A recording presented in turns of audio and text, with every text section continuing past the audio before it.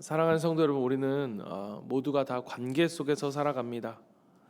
생명의 삶에 처음 이야기할 때 신앙생활에 가장 중요한 게 뭐냐? 관계다라고 이야기합니다. 그리고 그 관계는 하나님과의 관계에 비롯되어지는 그 풍성한 은혜를 통해서 우리가 그 은혜를 흘려보내는 삶, 그래서 이웃과 또 내 주변에 있는 가족들과 또 사람들과 함께 지내어지는 그 관계의 풍성함으로 나타나게 되어 있지요. 그렇기 때문인가 우리에게 가장 힘든 순간이 있다라고 한다고 하면 사랑하는 사람과 떨어져 있을 때다라고 말할 수 있을 것 같습니다. 가족이 병원에 누워 있는데 곁에 있을 수 없을 때, 멀리 이민 가거나 또 유학 간 자녀가 떠올려질 때, 우리는 그런 떨어져 있음의 그런 그리움들을 우리는 경험하게 되어집니다. 오늘 본문에서 바울은 데살로니가 성도들과의 이별의 아픔을 고백합니다. 그리고 그를 향한 그리움은 단순히 감정적인 그리움을 넘어서 그들을 위해서 기도하고 그들의 믿음을 지켜주시는 하나님의 은혜를 확신하는 데까지 나아가게 합니다.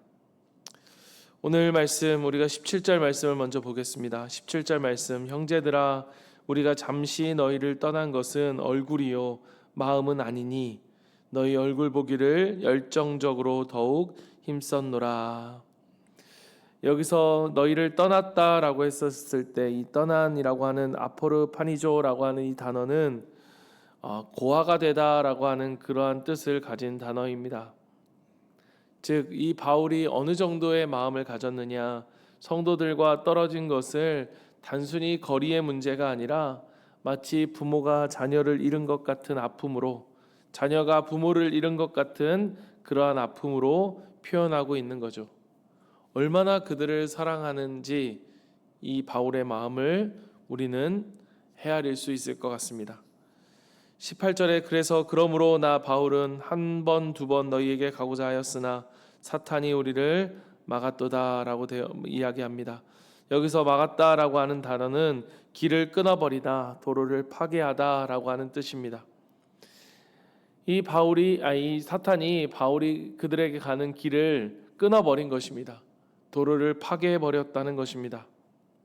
왜 이렇게까지 사단이 바울이 그곳에 가는 것을 막았을까? 여러분, 왜냐하면 그들의 만남은 단순히 인간적인 만남이 아니라 그들의 만남은 생명의 만남이었고 복음의 만남이었기 때문입니다. 여러분, 우리가 생명의 삶을 시작하면서 제가 생명의 삶을 하는 우리 성도님들을 위해 기도할 때 무엇보다 기도하는 것은 이 생명의 삶을 통해서 하나님을 깊게 만나는 데 있어서 어떠한 사단의 방해도 없을 수 있도록 끝까지 이 13주의 여정을 잘 걸어갈 수 있도록 주님 도와달라고 기도를 합니다. 여러분, 우리가 예배의 자리에 나올 때, 그리고 하나님 뜻대로 살아가고자 할 때 우리 가운데 얼마나 많은 방해들이 우리 가운데 우리를 방해하려고 하고 있습니까? 오늘 이것이 우리에게 실제적으로 던져지는 영적 전쟁이라는 것을 우리는 보게 되죠. 그런 가운데서도 19절 20절 바울은 이렇게 이야기합니다. 우리의 소망이나 기쁨이나 자랑의 면류관이 무엇이냐? 그가 강림하실 때 우리 주 예수 앞에 너희가 아니냐? 너희는 우리의 영광이요 기쁨이니라. 아멘. 그들을 그렇게 그리워하고 그렇게 그들을 만나고자 했으나 사단이 방해함으로 그 길이 막히고, 그럼에도 불구하고 그는 이렇게 고백하고 있는 거죠. 그들은 나의 소망이다. 너희는 나의 소망이다. 소망이라는 것은 미래에 대한 기대일 것입니다. 너희는 나의 기쁨이다. 기쁨이라는 것은 현재 이 바울 안에 기쁨을 주는 그러한 감사의 그 대상이 바로 이유가 바로 그들이었다는 것이죠. 그리고 그들은 자랑의 면류관이라고 이야기합니다. 마지막 날 그 주 앞에 섰을 때 너는 무엇 하다 왔니? 라고 했을 때 하나님, 나 이렇게 잘 살다 왔어요가 아니라 바로 이들이 내 앞에, 하나님 앞에 나의 영광이고 자랑입니다라고 말할 수 있는 그 자랑의 면류관이 그들이라는 거죠. 그들에게 바울은 하나님 앞에 자랑이었던 것입니다. 여러분, 이 말씀들을 묵상하면서 어떠한 마음이 듭니까? 바울은 바울에게 이 교회, 데살로니가 교회 성도들은 그야말로 가족이었습니다. 그들과의 떨어짐은 마치 부모가 자식과의 떨어짐을 느끼는 것과 같은 그러한 마음 아픈 그러한 느낌이었고, 그들을 떨어지게 만드는 그 상황을 바울은 너무나 슬퍼했고, 어떻게든 이 데살로니가에 있는 교회의 그 성도들을 만나기를 바울은 원했습니다. 여러분, 우리는 어떻습니까?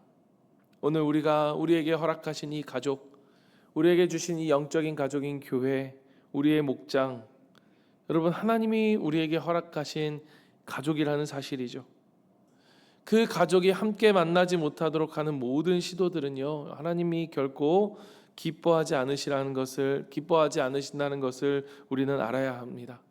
그렇게 어떻게 해서든 우리는 만나기를 힘쓰며 그렇게 진정한 가족 공동체를 이루어가는 우리 목장이어야 한다는 사실을 여러분, 우리가 기억하길 원합니다. 여러분, 가정교회의 핵심은 다른 데 있지 않습니다.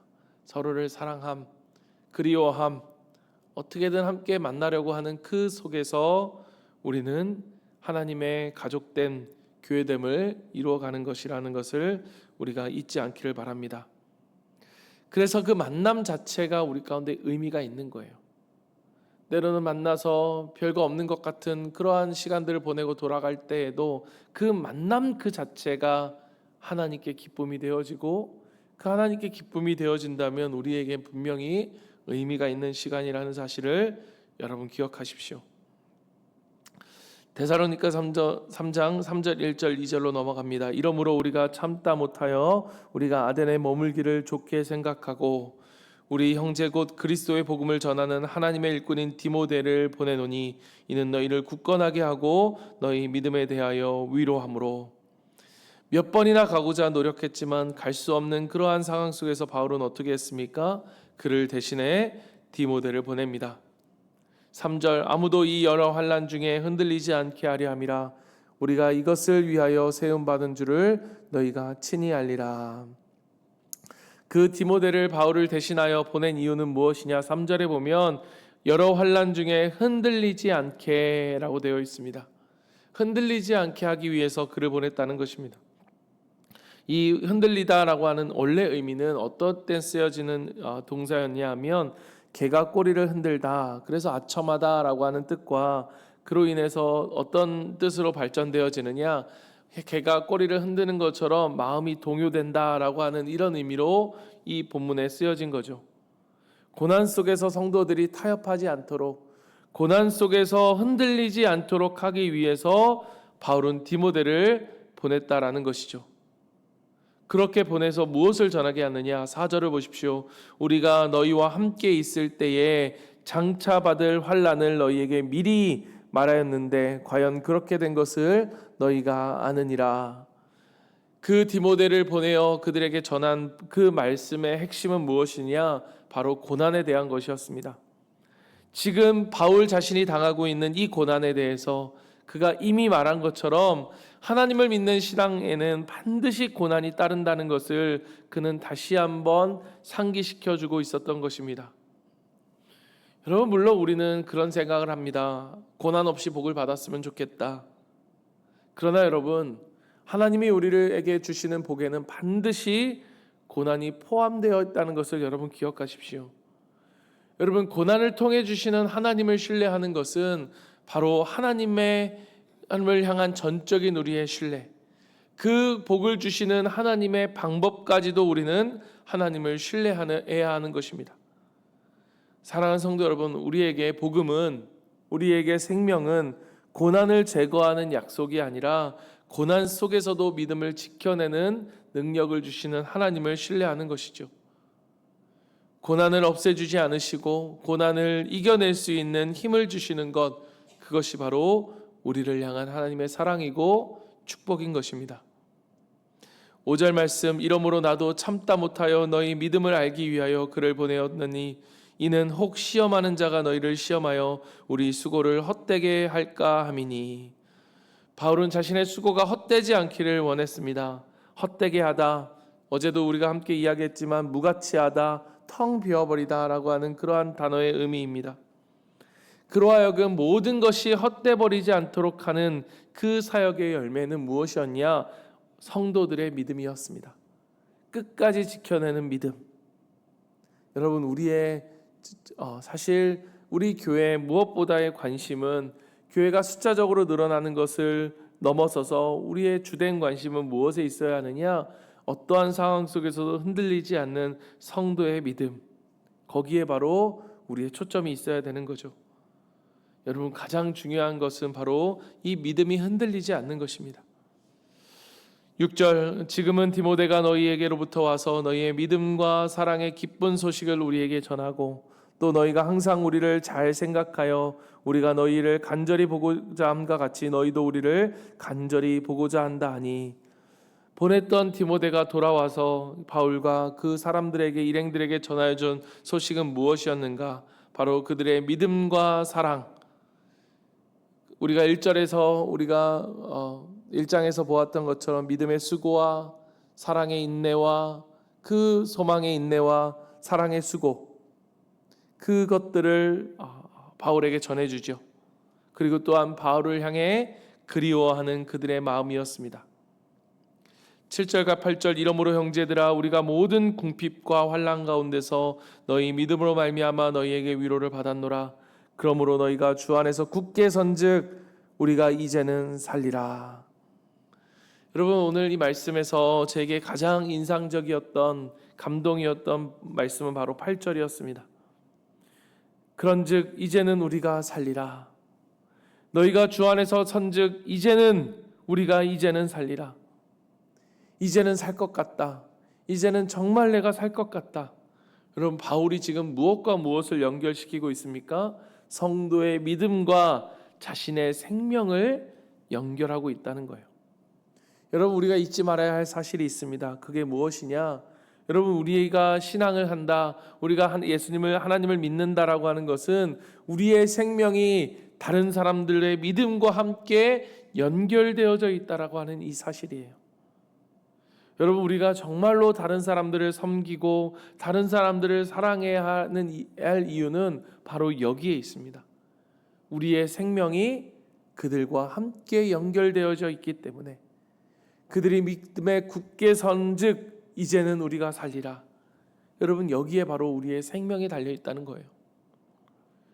9절과 10절을 보십시오. 우리가 우리 하나님 앞에서 너희로 말미암아 모든 기쁨으로 기뻐하니 너희를 위하여 능히 어떠한 감사로 하나님께 보다할 바까? 주야로 심히 간구함은 너희 얼굴을 보고 너희 믿음이 부족한 것을 보충하게 하려 함이라. 바울이 디모데를 통해서 듣는 그 믿음과 사랑과 소망에 대한 그들의 그 굳건하게 서 있는 그 소식을 너무나 기뻐하면서도, 그러나 바울은 이것이 한번 갖추면 끝나는 것이 아니라는 사실을 너무나 잘 알고 있었습니다. 그렇기 때문에 뭐라고 이야기합니까? 너희의 믿음이 부족한 것을 보충하게 하려 함이라. 늘 항상 보충하고자 하는, 그들을 채워주고자 하는 말씀으로, 기도로, 그리고 공동체의 교제 속에서 우리는 이 우리의 부족한 믿음들을 끊임없이 채워져 가야 한다는 것을 우리는 기억해야 합니다. 성도 여러분, 우리의 믿음이 멈춰져 있지는 않습니까? 여러분, 믿음은 멈추는 순간 약해져 있는 것입니다. 우리는 끊임없이 계속 채워야 합니다. 하늘로부터 흘러내려져 오는 그 하나님의 사랑을 우리는 채워야 합니다. 여러분, 생명의 삶을 정말로 했던 분들은 기억하실 것입니다. 하나님의 사랑이 우리 가운데 채워질 때 그 넘치는 은혜의 풍성함으로 주변에 있는 다른 사람에게까지 그 사랑의 생명이 흘러나가는 그러한 삶을 우리 가운데 주셨다면, 우리에게 무엇보다 필요한 것은 바로 끊임없이 하늘로부터 채워지는 그 생명의 그 은혜, 오늘 가운데 이것이 우리에게 필요하다는 것을 여러분 기억하십시오. 여러분, 어제의 은혜로 오늘을 살아가지 마십시오. 오늘의 은혜를 우리는 오늘의 은혜로 오늘을 살아가는 것입니다. 그래서 매일매일 주 앞에 나와, 십자가 앞에 나와 그 사랑을 깨닫고 그 사랑을 경험하고 그 사랑의 은혜를 기억하는 것, 오늘 우리에게 너무너무나 중요한 것입니다. 여러분, 저는 너무너무나 많이 봤습니다. 제가 누군가의 이직을 위해서, 누군가의 성공을 위해서, 누군가의 문제 해결을 위해서 정말로 기도하고, 또 그것들이 이루어졌을 때 여러분 그것이 너무나 쉽게 끝나버리는 것을 보게 돼요. 여러분 우리의 기도의 응답이 들어졌다고 여러분 우리의 믿음이 성숙하여진 데에서 계속되어지는 것은 아닙니다. 오늘 어쩌면 아무런 의미 없어 보이는 이때 주님 앞에 나와 기도하는 그것이 우리의 믿음을 채워가고 그 믿음의 성숙함을 통해서 우리는 더욱더 하나님의 사랑을 누리며 살아가게 되는 것입니다. 마지막으로 11절부터 13절을 봅니다. 11절 하나님 우리 아버지와 우리 주 예수는 우리의 길을 너희에게로 갈 수 있게 하시오며, 바울의 기도는 단순히 보고 싶다는 감정이 아니라 하나님의 뜻 안에서 다시 만나게 해달라고 하는 간구였습니다. 12절 또 주께서 우리가 너희를 사랑함 같이 너희도 피차간의 모든 사람에 대한 사랑이 더욱 많아 넘치게 하사. 여러분 여기서 넘치게 한다는 것, 플레오나조라고 하는 이 말은 풍성이 자라나다, 계속해서 불어나게 하다. 여러분 사랑은요 멈추지 않고 자라나야 합니다.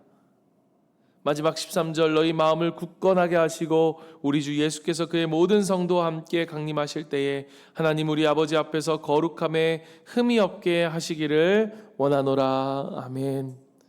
여러분 바울의 궁극적인 기도는 무엇입니까? 성도의 거룩함이었어요. 그런데 여러분 성도의 거룩함이 무엇과 연결되어집니까? 사랑과 연결되어집니다. 사랑이 자라나야 거룩함이 이루어진다는 거예요. 거룩함이 무엇이기 때문입니까? 품어내는 거예요. 나를 아프게 하는 사람을 품어내는 것이고, 나를 힘들게 하는 사람을 품어내는 것이고, 나와 다른 이를 품어내는 것, 여러분 이것이 바로 거룩입니다. 그래서 사랑이 자라나야 거룩해지는 거예요. 열심히 기도한다고 거룩이 이루어지는 것이 아니라 그 사랑의 수고를 통하여서 하나님의 사랑을 통한 누군가를 사랑하는 우리의 사랑의 그 행함을 통하여서 우리는 거룩함이 이루어지는 것입니다. 그리고 그 거룩함으로 우리는 주 앞에 설 날을 준비해 가야 하는 것이죠. 사랑하는 성도 여러분, 사랑은요 단순히 감정이 아닙니다. 거룩으로 이어지는 힘이라는 사실을 여러분 기억하십시오. 더욱더 사랑이 풍성해져야 합니다. 그럴 때 결국 우리 주 앞에서 우리는 흠없는 자로, 거룩한 자로 서게 될 것입니다. 오늘 말씀을 기억하며 오늘 우리가 이런 결단을 고백하며 주님 앞에 나아가길 원합니다. 하나님, 나에게 주신 이 영적인 가족, 주님 우리의 목장 식구들을 위해서 기도하며 나아가는 그러한 우리의 삶이 되겠습니다. 믿음을 흔드는 시험 앞에 굳게 서겠습니다.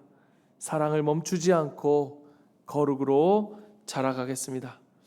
오늘 이 기도 제목들을 가지고 우리가 이 시간 함께 기도하고 오늘 있을 우리 수요 예배를 위해서, 수요 기도회를 위해서 기도할 때 하나님 아버지 정말로 많은 사람들이 이 수요 기도를 나와서 우리 공동체가 함께 서로를 위해 기도하는 이 사랑의 기도를 통하여서 우리가 자라져 가게 하시고, 우리가 정말로 서로가 서로를 그리워하는 이 바울의 마음처럼 정말로 이 생명의 공동체로 서로를 위해 사랑하고 기도하고 정말로 아름다운 공동체로 우리가 자라가면서 우리 가운데 하나님의 사랑을 더욱더 풍성히 누리며 넘치도록 누리며 살아가는 우리가 될 수 있도록 도와주시옵소서. 우리 이 시간 수요 기도회를 위해서 또한 기도하고 우리 함께 각자의 기도 제목, 특별히 우리 환우들을 위해서 기도하며 주님 앞에 나아가도록 하겠습니다. 기도하겠습니다.